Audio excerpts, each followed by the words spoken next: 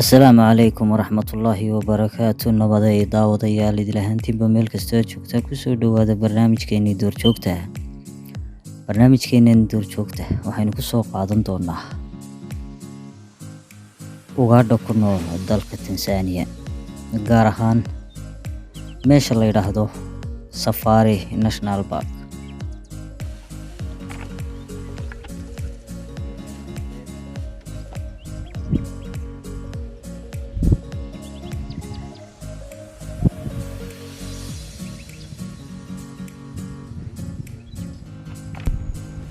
Halkaasi oo xayawaanka ugu badan ama ugaadha ugu badani ay ku nooshahay.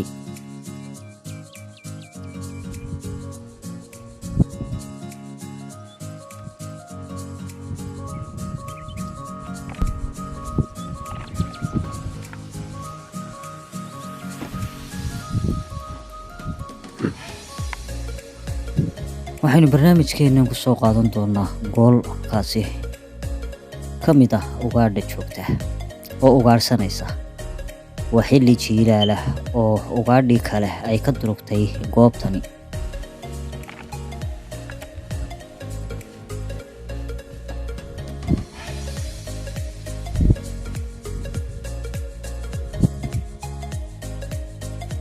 Waxaanay dhowr cisho meeshani ka daydayaysay ugaadh ay ugaadhsato. Qatanaan iyo cunto la'aan ayaa gooshani heshay. Waxaanay hadda heshay god uu ku jiro doofaar.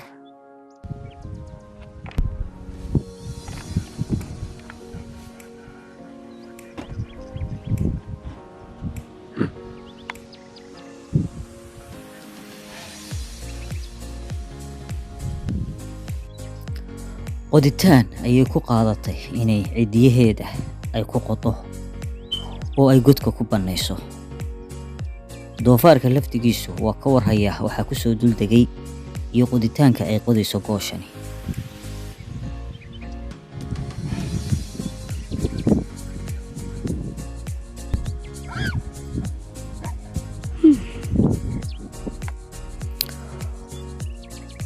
Waxay rafaado oo ay wado qoditaankii daalka iyo weliba haraadkuna u dheer yahay. Waxay aakhirkii soo qabatay doofaarkii godka ku jiray.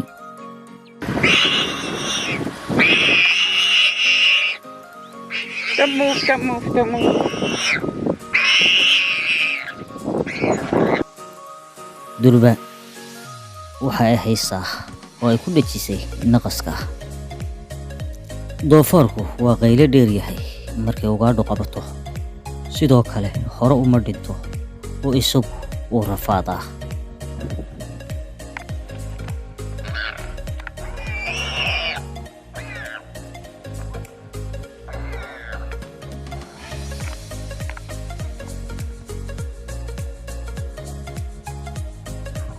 Waanu isku dayaa inuu ka baxsado, balse haddii mar la qabto waa adag tahay siduu baxsadaa. He doesn't have a death plate on him, so he could still break free.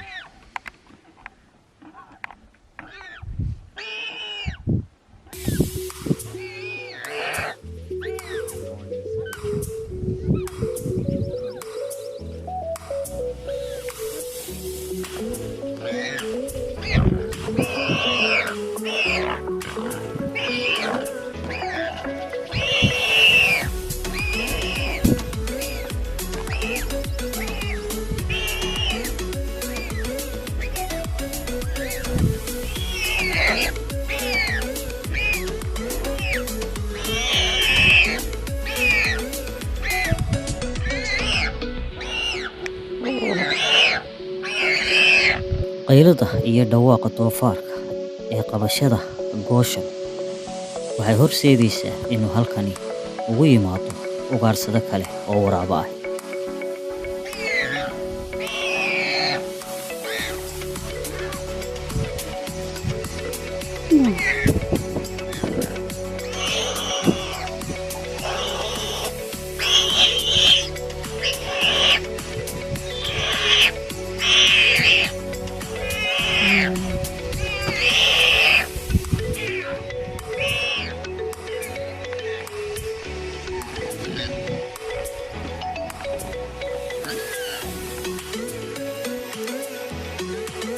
muddo ayay la xarbiyeysaa in ay naqaska ku dhajiso oo ay ka saarto weliba nafta, balse ilaa hadda naftu waa ku jirtaa kamana ay saarin.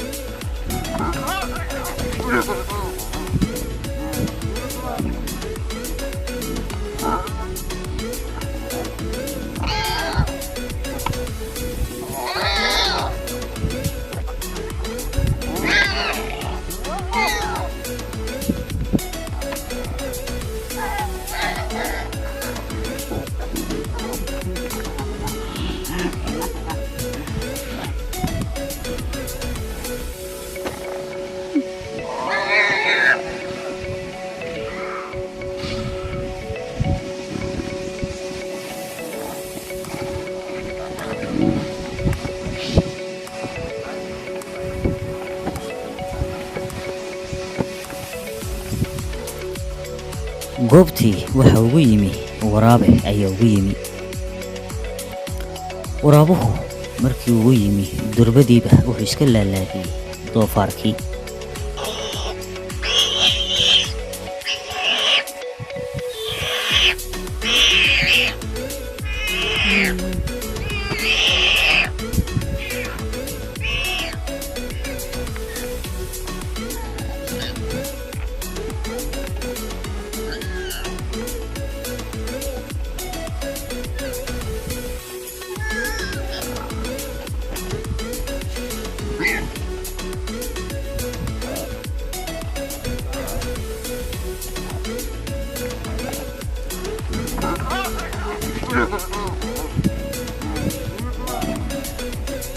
waxaanu isku dayayaa isaga oo nool inuu cuno. waxaanu sameeyey inuu durba uu qalo doofaarkii oo uu docda ka dalooliyo.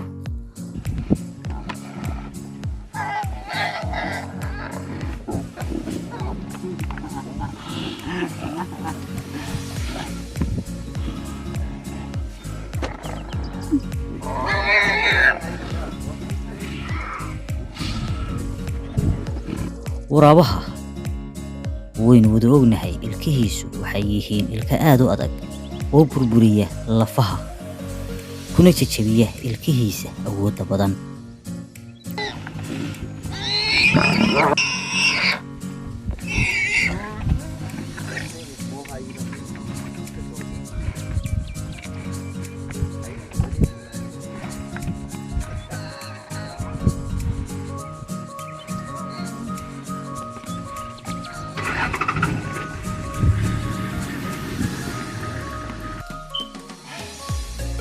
iyadoo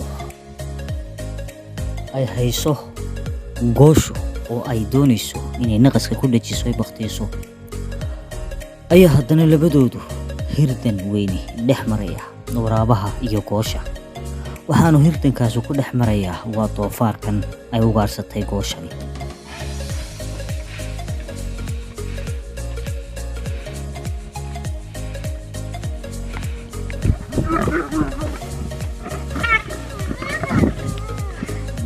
doofaarka oo nool ayuu cunayaa waraabuhu, halka ay weli gooshu sii hayso ee ay sii bakhtiinayso.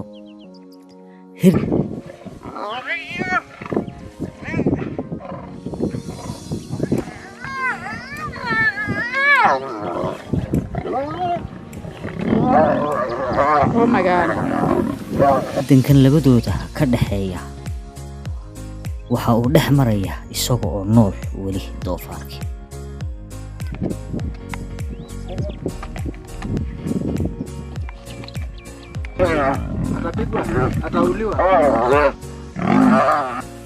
waraabihii wixii uu ka qaadan karayay waa uu ka qaatay halkaasi, halka libaaxiina uu hadhay wixii uu hadhay, balse waraabuhu muxuu qaatay waxa uu tahay waa uurku jirkii sida calooshii iyo mindhiciradii ayuu qaatay.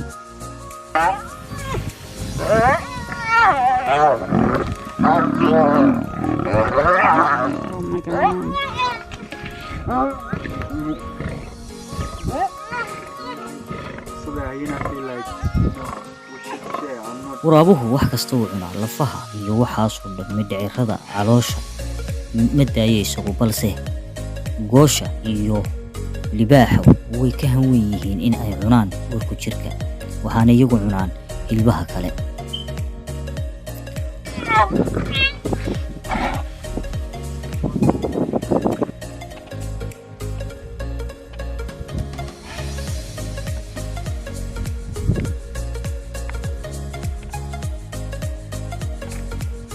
waa tahay daawadayaal, intaasaynu barnaamijkeena kusoo gabagabaynaynaa. tan iyo intaynu barnaamijkan lamida ku kulmi doono, waxaan idin leenahay dhammaantayo nabadgelyo.